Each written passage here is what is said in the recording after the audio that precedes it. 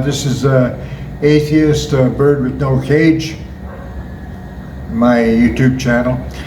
And by the way, I'd like to note the background here you see. I hope it's as lovely in the picture as it looks to me, and that is the work of my darling wife, Glenda. We've taken different videos from spots around the house, and just about everywhere you're going to see her handy as a person, a plant lover. What I'm going to talk about today is I'm going to beat up on the Christian religion a little bit, especially the what I call fantastic stories that they try to. I mean, a lot of Christians tell me they believe all this. It starts in Genesis with right away we've got the first words of the Bible of Genesis is God made the heavens and the earth. Like, first that blows me away, that statement, you know, God made the heavens and the earth, boom, boom. I don't know what the hell that means. But then quickly we get into more stories. Then he makes Adam out of a handful of dirt, Eve out of a bone.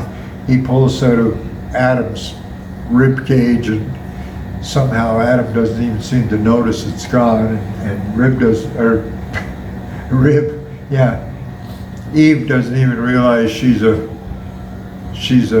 rib woman.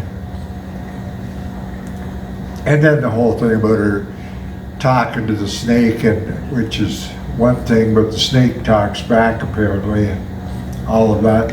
You know, when you talk to the religious folks, they you know, I say, do you really believe this? Does the snake talk to this woman? And depends on the religious person. Some of them say yes, God can make snakes talk if he feels like it. Other people say, well, no, that's just, you know, that's a parable, or maybe the snake is supposed to represent the devil or some damn thing like that. But then it goes on, again, the challenge to the people that claim the Bible is the inerrant word of God. It just gets, it gets more, well, it continues to be as silly. I mean, it just starts out, as far as I'm concerned, the Genesis thing is ridiculously silly, and it just, it doesn't get necessarily more silly, but it certainly doesn't get any better. Because pretty soon, God decides, well, you know, this thing that he just created, and these perfect people in his own image and all that, they're fucking up big time. So he decides the way to solve that is to kill everybody on the planet, except a couple of people he's going to keep around. Noah and his family. But, you know, I mean, how do people just go along with that? This guy that's God thing, that's all powerful, if he sees people screwing up, why doesn't he eliminate, I mean, it's not a nice answer, why doesn't he eliminate the bad people? Zap, there's a bad one. The rest of them are okay. Oh, there's another bad one. Zap, get rid. No, you got to kill the whole goddamn planet to solve this problem. He has a weird fucking way of solving problems, as far as I'm concerned. So there's that, and then what happens? It starts to go bad again. Where does the Tower of Babel? No, I don't know the Tower of Babel story very well enough to. But eventually we get to the point where he decides, oh, this has gone bad again. You know, he messed it up. So the way, how's he going to fix it this time?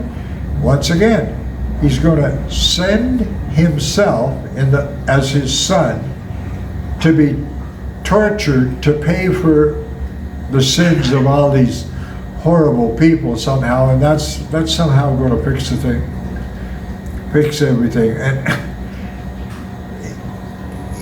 if this guy, you know, existed, and was half as intelligent as he's supposed to be, wouldn't he start to go, holy jeez, I gotta find a better way to fix my problems, or I gotta do it better the first time. I don't know. I don't know how the hell if God was a real thing, how she would possibly live with itself, himself, herself. Anyway, so the whole point is, and I mean, you know, in the New Testament, it doesn't get any better. I've told before the story of Jesus acting like a jerk. He said with the boys in the one story, the fable of the fig tree, and I don't know if it's supposed to be, you can never figure out what's supposed to be true or what's just a fable. Sometimes it's called a fable. But he sees, him and the boys are walking, he sees a fig tree, they're hungry, so they go to the fig tree, and then there's no figs on the tree because the goddamn fig tree is out of season. It's not the right season. He's Jesus Christ, he's supposed to be God. Wouldn't he? I mean, you don't have to be a God to know that the freaking fig tree is out of... Anyway, then he's in some kind of childish fit of anger, kills the fig tree, zaps the fig tree. There's other endless stories. The whole thing is, to be a Christian, you have to deal with this constant problem of believing stuff that just doesn't make any sense at all. So it's one of my new bents. Before I started this, I was going to talk about miracles and the walking on the water miracle. Now, he's on the shore and he sees his buddies in a boat. I don't know, they're fishing, I guess, or whatever. Now, there's a storm and everything, but he decides to walk out to the boat.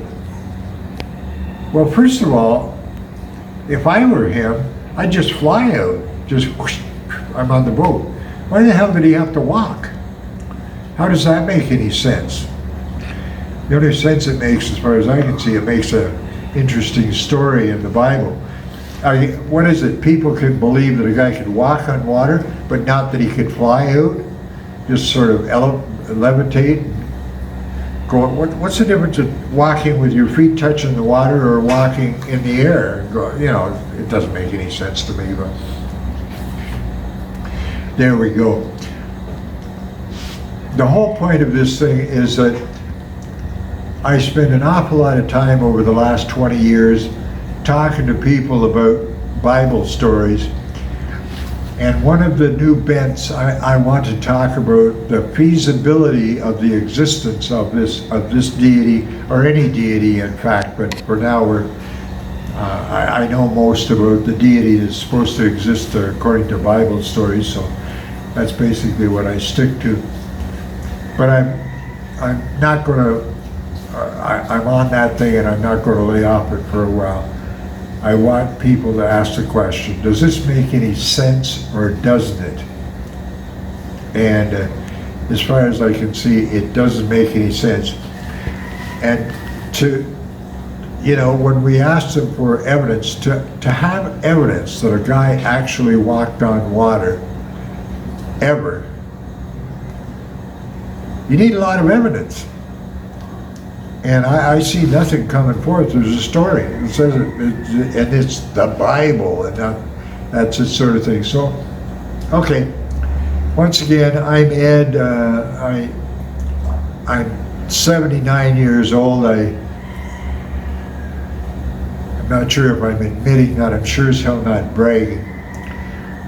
But I'm admitting that I'm 79 years old, so any of the screw-ups in my conversation or my thought processes, that I guess maybe that's an excuse for me or something. But I hope you, if anybody's watching, I hope you enjoy this and maybe think about the things that I've been thinking about for a lot of years, and it makes me be absolutely convinced that even the possibility of this deity is just non-existent, and the probability is very, very low. And I'm happy to now claim, at least in the case of the deity in the Bible, it does not exist. It's impossible in a bunch of ways, and there's absolutely no evidence. Okay, that's all for today. Thanks a lot. Thanks for listening, and we'll see you in the next one, I hope. Good.